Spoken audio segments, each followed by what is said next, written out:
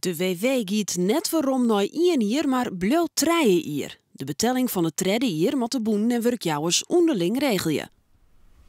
Ik ben blij dat ze dat op 3 jaar houden hebben. Want ik begon me al een beetje vernieuwd te filmen. Want na 1 jaar, ik zit er haast hierin. En dan word je eruit wipt. Nou ja, en dan? Nou, dan kom je echt in een financieel gat. Ja, want een jaar is te kwad. Ja, en vooral van meisjes, ik maar zeggen, van uw leeftijd. Ik wil hoe een tijdje, wil ik 60 hier. Nou, je weet zelf wel hoe dat is. Die komen meer naar de bak. En dan is, als het 3 hier is, dan hij je nog komens dat er hier nog eens een baasje is. Bedrijven mogen zelfs weten of en hoeveel mensen mogen een waaijong-uitkering of behinding ze ondernemen. Het quotum hiervoor gaat van tafel.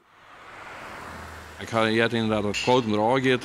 En ik denk persoonlijk dat een quotum, een stok achter de deur voor ondernemers nooit een goede stimulans is. En ik denk dat bij de meeste ondernemers, werkjouwers, ik wel de bewustwording is dat wij voor die groep mensen gewoon werkplekken creëren moeten en ja moeten.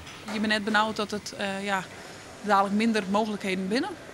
Nee, daar ging ik net vanuit. Ik zoek gewoon een omslag bij ondernemers om heen dat ik gewoon daar bewust voor kiezen om een deel van hun personeel daarmee in te vullen.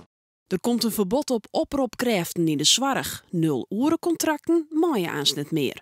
Gisteravond was ik vooral eerst verbaasd, omdat het zo'n hele rigoureuze maatregel lijkt dat alle 0-urencontracten worden verboden. Terwijl wij werken veel met 0-urencontracten en voor een heel groot deel is dat geen misstand. Maar is dat omdat mensen dat zelf graag willen.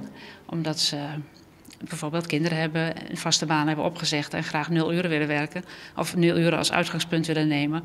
Om zelf te kunnen zeggen wanneer ze willen werken en ook gewoon nee te mogen zeggen.